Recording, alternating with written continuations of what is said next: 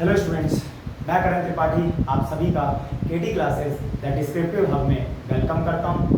Students, आज की class में हम एसिड्स बेसेस एंड सॉल्ट्स को स्टार्ट कर रहे हैं, है ना। क्लास 10th का बहुत ही ज़्यादा इंपॉर्टेंट चैप्टर है।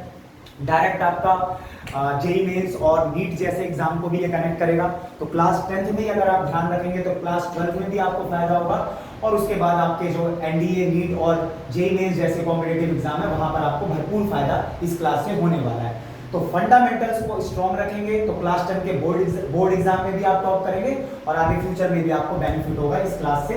तो ध्यान से समझेंगे सारी चीजों को। मैं सबसे पहले आपको इंट्रो दे रहा हूं, एसिड, बेस, और वहीं अगर हम सॉल्ट की बात करेंगे जो कि आपका लास्ट टॉपिक होगा, और एसिड और बेस से भी ज्यादा क्लास 10th के लिए सॉल्ट नाम का जो टॉपिक है वो बहुत ज्यादा इंपॉर्टेंट है। तो इसको मैं लिख रहा हूं मोस्ट इंपॉर्टेंट, राइट।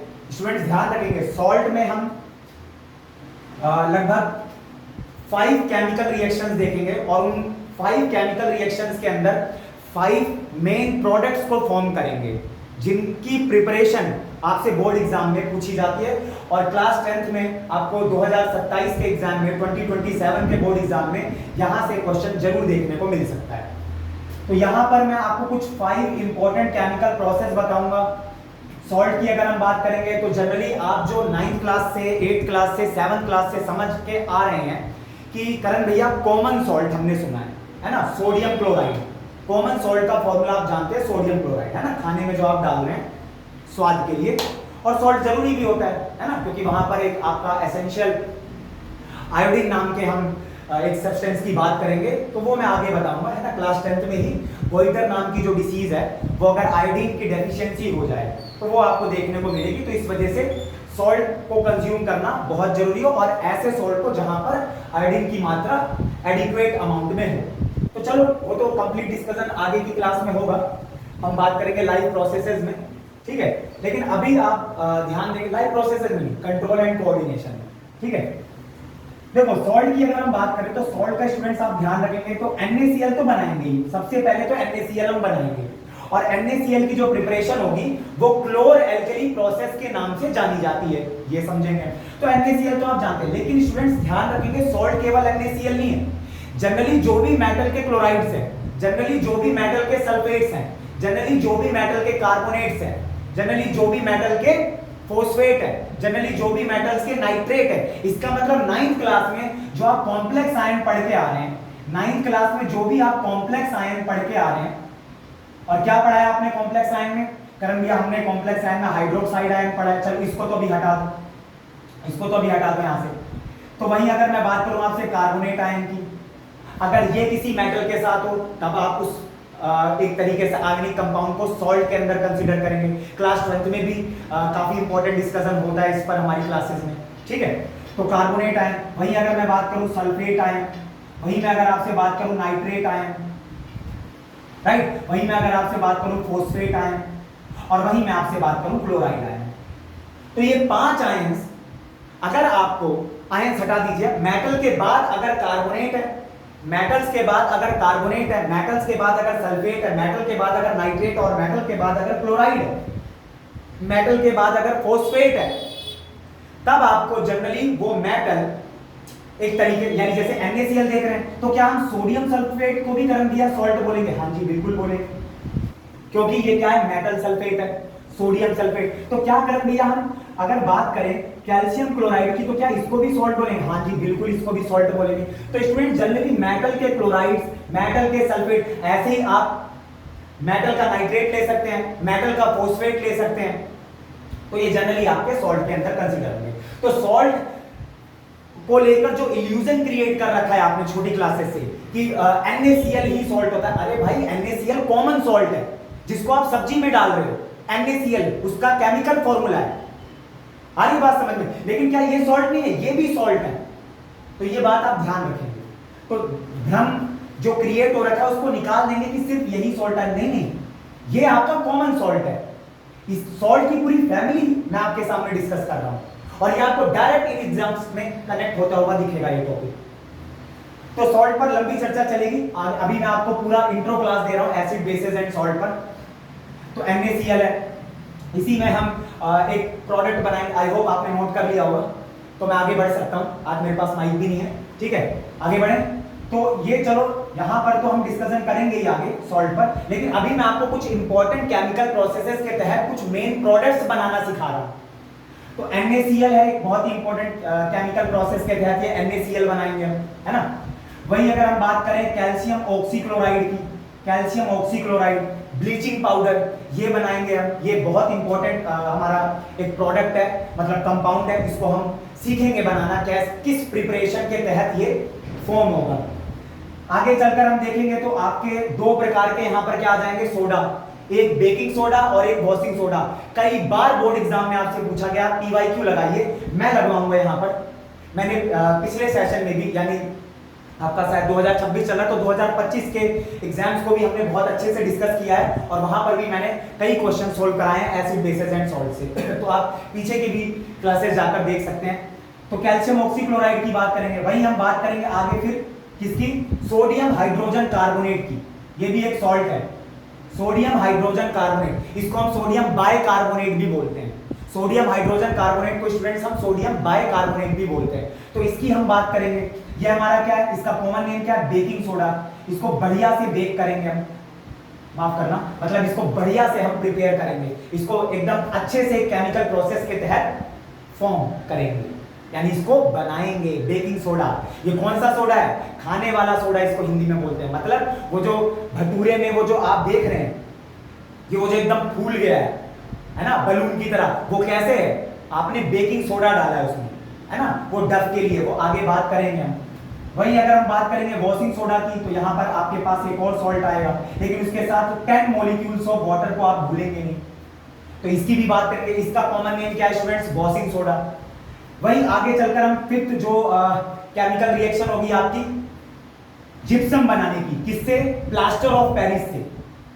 जिप्सम बनाना आपको आना चाहिए, बोर्ड एग्जाम में क्वेश्चन आया हुआ है, पिछले कुछ सालों में आपको एक क्वेश्चन देखने को मिलेगा रिपीट होते हुए, जिप्सम की केमिकल प्रिपरेशन। तो आप ध्यान रखेंगे students, calcium sulphate with 2 molecules of water, इसको भी बनाना सीखेंगे। और इसको किससे बनाएंगे, प्लास्टर ऑफ पेरिस से। किससे बनाएंगे, प्लास्टर ऑफ पेरिस से। तो आगे बात करेंगे POP वगैरह की भी। तो ये है सॉल्ट का अच्छा सा डिस्कशन आपके सामने। आई होप एक एक बात आपने नोट कर ली होगी, नहीं नोट करिए तो जल्दी से नोट कर लीजिए, ठीक है। अब वही मैं आपसे बात करने जा रहा हूं एसिड और बेसिस की। तो स्टूडेंट्स आपने छोटी छोटी क्लासेस में, है ना, 6, 7, 8 क्लास, खास करके 7th और 8th क्लास में आपने कुछ चीजें पढ़ी होंगी एसिड्स और बेसिस को लेकर। खासकर अगर मैं बात करूं 7th क्लास की, तो एसिड्स और बेसिस के बारे में आपने थोड़ा बहुत अपने टीचर से डिस्कस किया होगा। तो एसिड्स क्या होते हैं, जैसे आप, अगर मैं आपसे कुछ एसिड्स की बात करूं तो आप मेरे को फट से बता देंगे, करण भैया सल्फ्यूरिक एसिड, करण भैया हाइड्रोक्लोरिक एसिड। मैंने कहा अरे भाई क्या बात है। फिर आप बोलो HNO3 लो भैया, HNO3 क्यों बोल रहे हो।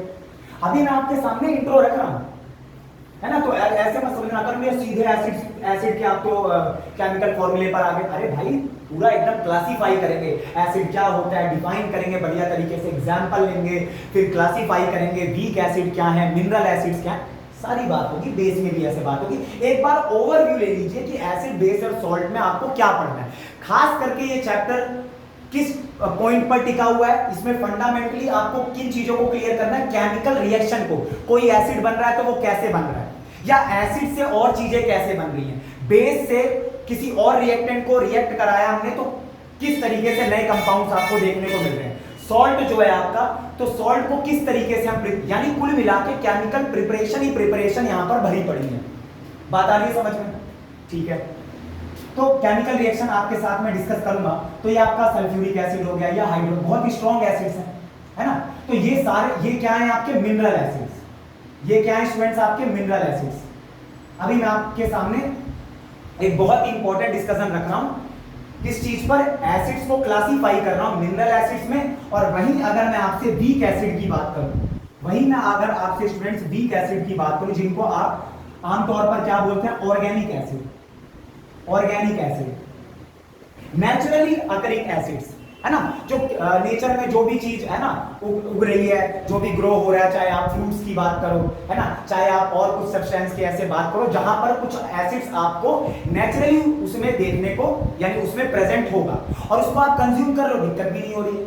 जैसे ऑक्सैलिक एसिड हो गया आपका, जैसे टार्टरिक एसिड हो गया, है ना, जैसे लैक्टिक एसिड हो गया, और जैसे चाउमीन जो आप खाते हो उसके अंदर क्या पड़ता है, उसको बनाने के प्रोसेस में विनेगर का यूज करते हैं, तो उसमें कौन सा एसिड है, तो उसमें एसिड है आपका एसिटिक एसिड। आगे 4th चैप्टर में कार्बन एंड इट्स कंपाउंड में मैं बहुत ही एकदम अच्छे तरीके से आपके सामने सारा इंपॉर्टेंट डिस्कशन करूंगा, किस पर, कार्बोक्सिलिक एसिड्स पर। सारे वीक एसिड्स होते हैं वो, उन्हीं में से दूसरे नंबर का एसिड है एसिटिक एसिड, जिसका IUPAC नेम है इथेनोइक एसिड, वही विनेगर के अंदर प्रेजेंट होता है। और आप खाते तो ऐसा नहीं है कि आपको कोई बहुत ज्यादा दिक्कत हो रही है, अरे भाई नींबू है उसके अंदर क्या है आपका सिट्रिक एसिड, एस्कॉर्बिक एसिड, तो कोई दिक्कत हुई क्या, नहीं। तो नेचुरली अकरिंग एसिड्स जिनको हम ऑर्गेनिक एसिड्स बोलते हैं वो वीक एसिड है, वो बॉडी के साथ कोई भी दिक्कत क्रिएट नहीं करेंगे जब तक कि आप उनको बहुत लार्ज अमाउंट में, अगर पता चले आपने मतलब 2-4 किलो नींबू खाकर आप बैठ गए तो भाई दिक्कत होगी भाई, सीधी सी बात है। वो फायदा दे रहा है वो एसिड, लेकिन अगर आप उसको बहुत लार्ज अमाउंट में कंज्यूम कर लोगे तो दिक्कत तो देगा ही देगा। वो चाहे आप कोई भी हेल्दी चीज अगर उसका अमाउंट बढ़ा दो और फिर कंज्यूम कर रहे हो तो दिक्कत तो होगी।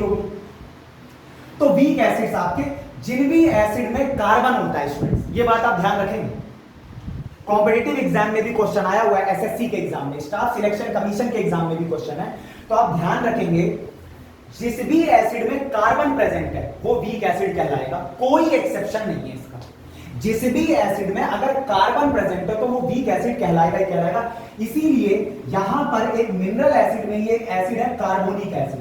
अरे आपके कार्बोनेटेड ड्रिंक्स होते हैं, आप जो भी पी रहे हो, है ना, भैया भैया मजा आ गया, है ना, कोल्ड ड्रिंक जिसको आप कहते हो, उसी को मैं बोल रहा हूं कार्बोनेटेड ड्रिंक। तो आप जो भी कोल्ड ड्रिंक के नाम पर जो भी एक तरीके से ड्रिंक कर रहे हो उसके अंदर क्या है, वो उसको मैंने क्या बोला, कार्बोनेटेड ड्रिंक्स, तो उसके अंदर क्या है, कार्बोनेटेड यानी कार्बोनिक एसिड, यही H2CO3 स्टूडेंट।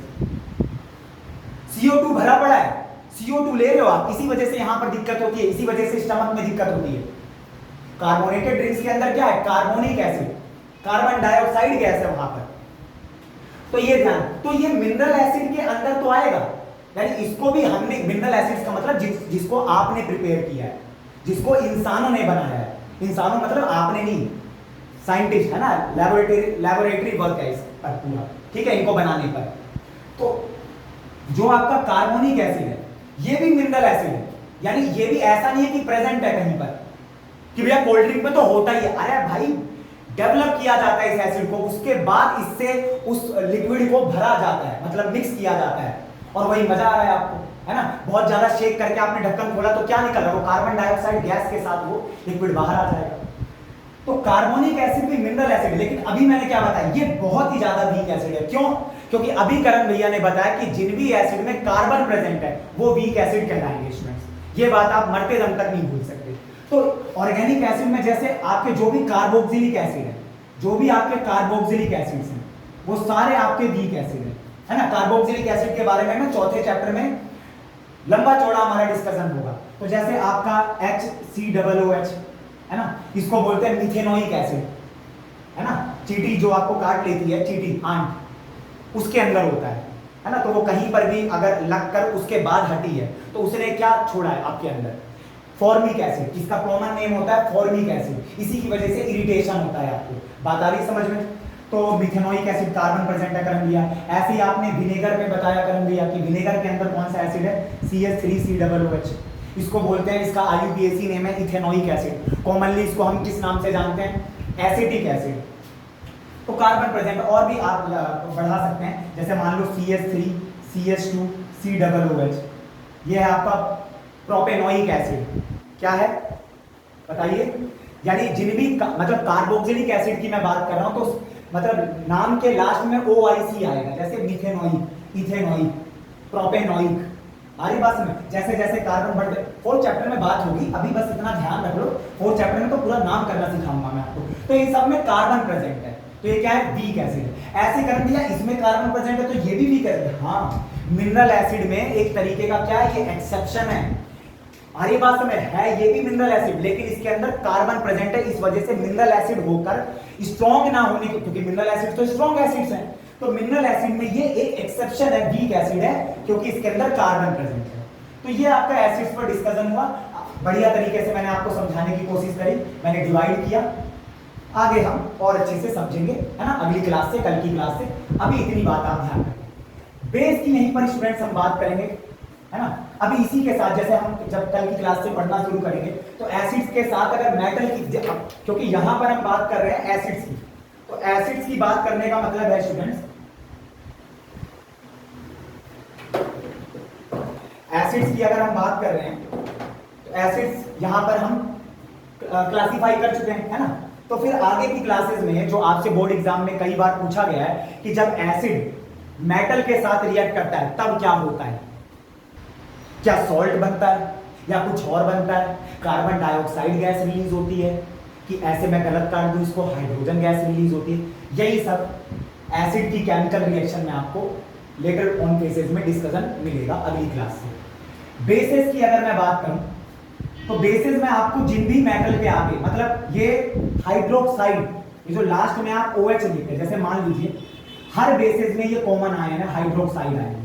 हर एसिड के अंदर कॉमन आयन क्या है, हर एसिड के अंदर कॉमन आयन क्या है, H+ आयन। किसी भी एसिड को आप डिसोसिएट करेंगे तो क्या मिलेगा आपको, H+ आयन। बात आ रही समझ में। कोई भी एसिड लेंगे आप, अगर उसको डिसोसिएट करेंगे तो हर एक एसिड के अंदर कॉमन आयन क्या है, H+ आयन। अब वो H+ आयन अगर बहुत, मतलब पूरा, अगर एक एसिड 100% डिसोसिएट हो गया है तो वो स्ट्रॉन्ग एसिड में आएगा। वहीं अगर मैं CH3COOH की बात करूं, एसिटिक एसिड की, इथेनोइक एसिड की, इसको डिसोसिएट करेंगे तो ये पार्शियली डिसोसिएट होगा। तो जो एसिड कंप्लीटली डिसोसिएट हो जाएगा वो आपका स्ट्रॉन्ग एसिड के केस में आपको देखने को मिलेगा। वहीं आपके जो वीक एसिड होते हैं ये पार्शियली डिसोसिएट होते हैं, ये अच्छे से डिसोसिएट नहीं होते, कंप्लीटली डिसोसिएट नहीं होते, इस वजह से हाइड्रोजन आयन की कंसंट्रेशन भी कम रहती है वीक एसिड में। वहीं स्ट्रॉन्ग एसिड्स की बात करेंगे तो ये कंप्लीटली डिसोसिएट होगा और हाइड्रोजन आयंस भर भर के आएंगे। बात आ रही है समझ में।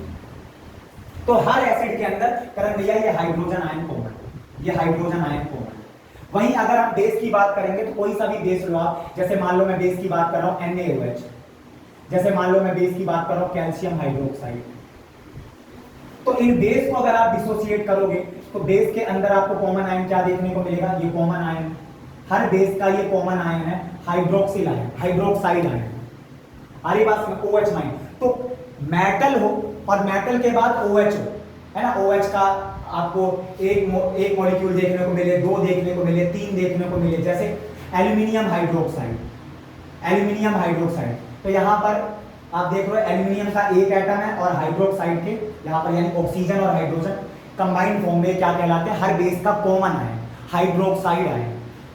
तो ये आपके बढ़ते रहेंगे, ये घटते रहेंगे, इनसे कोई फर्क नहीं होने वाला है। आपको ध्यान रखना है, किसी भी अगर मैं बेस की बात कर रहा हूं तो हर बेस के अंदर कॉमन आयन क्या है, हाइड्रोक्साइड आयन। थोड़ा सा बाहर डिस्टर्बेंस है, आप अवॉइड करेंगे।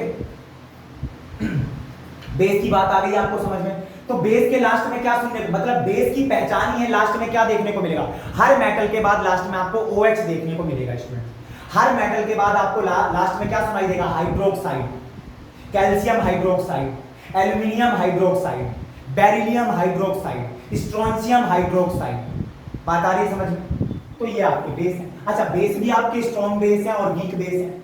अगर मैं बात कर रहा हूं रिएक्टिविटी सीरीज में जो सोडियम है, पोटेशियम है, लिथियम है, यानी जो भी आपके हाईली रिएक्टिव मेटल्स हैं, इनका जो हाइड्रोक्साइड होगा वो स्ट्रॉन्ग बेस होगा। वहीं आप वीक मेटल्स की बात करेंगे, है ना, ग्रुप के अंदर जितना नीचे उतरेंगे मेटल आपका वीक होता जाएगा, मतलब उसकी जो रिएक्टिविटी है वो गिरती जाएगी। 3rd चैप्टर में पढ़ाऊंगा मैं आपको रिएक्टिविटी सीरीज। 1st चैप्टर में भी मैंने, कहां पर, कौन बताएगा, मैंने डिस्प्लेसमेंट रिएक्शन में पूरी रिएक्टिविटी सीरीज डिस्कस करी है 1st चैप्टर के अंदर। तो वहां पर जितना आप नीचे उतरेंगे रिएक्टिविटी सीरीज में, मेटल की जो रिएक्टिविटी है वो गिरती जाएगी, उसका हाइड्रोक्साइड लेंगे तो वो वीक बेस कहलाएगा। बात आ रही समझ में। तो ये आपके क्या है, जैसे एल्यूमिनियम हाइड्रोक्साइड की मैं बात कर रहा हूँ, सोडियम हाइड्रोक्साइड मैंने ऊपर लिखा है ना, और मान लीजिए लिथियम हाइड्रोक्साइड, लिथियम हाइड्रोक्साइड। तो ये सब क्या है, आपके स्ट्रॉन्ग बेस है। है ना। ये सब क्या है आपके स्ट्रॉन्ग बेस है। बेस में एक क्वेश्चन आया बोर्ड एग्जाम में कि भाई जो आपका बेस है, क्या जो आपका बेस है, क्या सारे बेस वाटर सोल्यूबल होते हैं? यानी बेस को भी एक नाम दिया जाता है। अगर जो भी, जैसे आपका सोडियम हाइड्रोक्साइड है ना, पोटेशियम हाइड्रोक्साइड है, ये सारे क्या है वाटर सोल्यूबल बेस हैं, तो इनको इसी वजह से एल्कली बोला जाता है। क्या ये बोर्ड एग्जाम में क्वेश्चन आपका बन सकता है 2027 में भी। तो स्टूडेंट्स आप ध्यान रखेंगे कि जैसे मैंने बोला कि जो बेस वाटर सोल्यूबल होते हैं, यानी जो मेटल हाइड्रोक्साइड वाटर सोल्यूबल होते हैं, उनको हम एल्कली बोलते हैं। सारे बेस वाटर सोल्यूबल नहीं होते, इसलिए हर एक बेस का नाम एल्कली नहीं है। आई होप आपको बात समझ आई। तो कल की क्लास से रिएक्शन आपकी चालू हो जाएगी। आज मुझे इजाजत दीजिए, ठीक है। आगे अभी मेरे कैचेस हैं, मिलते हैं फिर नेक्स्ट क्लास में स्टूडेंट्स।